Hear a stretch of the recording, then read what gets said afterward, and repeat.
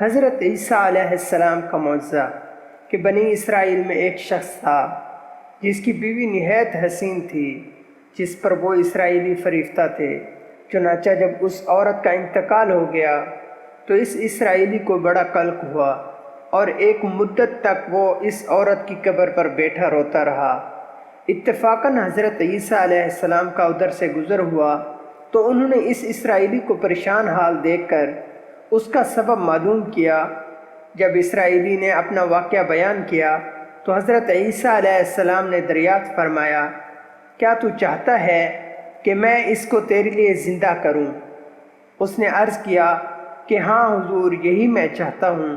چنانچہ جب حضرت عیسیٰ علیہ السلام نے اس قبر کے مردہ کو آواز دی تو قبر سے ایک حبشی غلام جس کے ناک کے نتنوں، آنکھوں اور جسم کے دوسرے سوراخوں میں آگ کی لپٹیں اٹھ رہی تھیں، حضرت عیسیٰ علیہ السلام کو دیکھتے ہی غلام نے کلمہ پڑھا کہ لا الہ الا اللہ عیسیٰ روح اللہ۔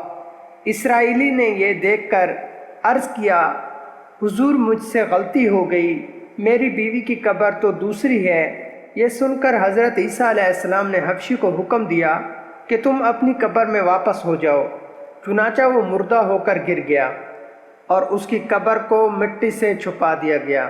پھر حضرت عیسیٰ علیہ السلام نے اس دوسری قبر کی جانب توجہ فرمائی اور حکم دیا کہ اے صاحب قبر، اللہ کے حکم سے زندہ ہو جا، اور اس سے ایک عورت سر سے گرد جھاڑتی ہوئی باہر آ گئی، جس کو دیکھ کر اسرائیلی بولا کہ یا روح اللہ، میری بیوی یہی ہے۔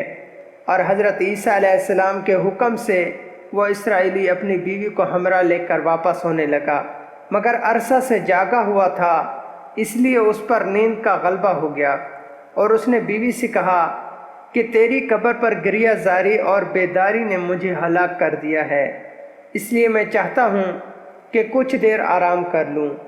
بیوی کہنے لگی کہ ہاں، آرام کر لیجئے۔ چنانچہ وہ اسرائیلی بیوی کے زانوں پر سر رکھ کر سو گیا۔ اتنے میں ایک گھوڑے پر سوار ایک شہزادے کا ادھر سے گزر ہوا جو اپنے زمانے کا یکتا حسین تھا، جس کو دیکھ کر شہزادی از خود فریفتہ ہو گئی اور اس کا دل قابو میں نہ رہا۔ اس نے شوہر کا سر زانوں سے نیچے رکھا اور فرط محبت و غلبہ عشق سے مجبور ہو کر شہزادے کے سامنے جا کھڑی ہوئی۔ ادھر جیسے ہی شہزادے کی نظر اس پر پڑی، وہ بھی اس کو دیکھ کر اس پر فریفتہ ہو گیا اور عورت کی خواہش پر اس کو اپنے گھوڑے پر بٹھا کر لے گیا۔ چنانچہ اس کے شوہر نے بیدار ہو کر جب اپنی بیوی کو نہ پایا تو نہایت پریشان ہوا اور اس کے ملنے کی تدبیر سوچنے لگا۔ سوچتے سوچتے آخر اس کے نشان قدم پر چل کر اپنی بیوی کو تلاش کر لیا، جو شہزادے کے پاس پہنچ چکی تھی۔ اس کو دیکھ کر اسرائیلی نے شہزادے سے عرض کیا کہ یہ میری بیوی ہے، آپ اس کو چھوڑ دیجئے۔ ابھی شہزادہ کچھ کہنے بھی نہ پایا تھا کہ اس عورت نے کہا، میں تیری بیوی نہیں بلکہ شہزادے کی لونڈی ہوں۔ یہ سن کر شہزادہ اسرائیلی سے کہنے لگا، کیا مجھ سے میری لونڈی کو لینا چاہتا ہے؟ اس نے کہا، خدا کی قسم یہ میری بیوی ہے، جس کو میرے سردار حضرت عیسیٰ علیہ السلام نے مرنے کے بعد میرے لیے زندہ کیا ہے۔ ابھی یہ گفتگو ہو رہی تھی کہ اتفاقاً حضرت عیسیٰ علیہ السلام بھی وہاں تشریف لے آئے، جن کو دیکھ کر اسرائیلی کہنے لگا، یا روح اللہ، کیا یہ میری وہ بیوی نہیں ہے جس کو آپ نے میرے لیے زندہ کیا ہے؟ حضرت عیسیٰ علیہ السلام نے فرمایا کہ ہاں، یہ وہی ہے۔ یہ سن کر عورت کہنے لگی کہ یا روح اللہ، یہ شخص جھوٹا ہے، میں تو اس شہزادے کی لونڈی ہوں۔ حضرت عیسیٰ علیہ السلام نے فرمایا، کیا تو وہ عورت نہیں جس کو میں نے اللہ تعالیٰ کے حکم سے زندہ کیا ہے؟ عورت نے کہا، یا روح اللہ، بخدا میں وہ نہیں ہوں۔ اس کے بعد حضرت عیسیٰ علیہ السلام نے فرمایا، جو جان خدا کے حکم سے میں نے تجھے دی ہے اس کو واپس کر دے۔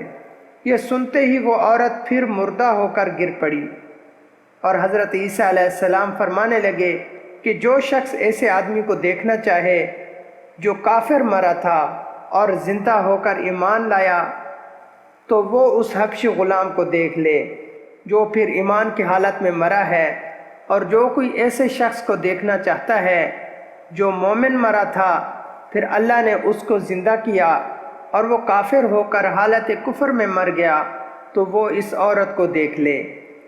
اس واقعے کو دیکھ کر اسرائیلی نے قسم کھائی، اب کبھی نکاح نہ کروں گا، اور میدانوں کی طرف نکل گیا جہاں اللہ تعالیٰ کی عبادت میں مصروف رہ کر اسے موت آ گئی۔ اللہ تعالیٰ اس پر رحم فرمائے۔ نبی اور رسول کے اقرار و انکار کا نتیجہ اس حقائق سے ظاہر ہوتا ہے اور سبق ملتا ہے کہ کامیابی اپنے نبی صلی اللہ علیہ وسلم کی اطاعت و محبت سے ہی مل سکتی ہے۔ چنانچہ ہمیں بھی چاہیے کہ ہر حال میں اپنے نبی علیہ السلام کی اطاعت کو سامنے رکھیں، چاہے دل مانے یا نہ مانے، لیکن نبی کریم صلی اللہ علیہ وسلم کے طریقوں کو لازمی اپنایا جائے۔ اللہ تعالیٰ اس واقعہ سے سبق حاصل کر کے عمل کرنے کی توفیق عطا فرمائے۔ آمین یا رب العالمین۔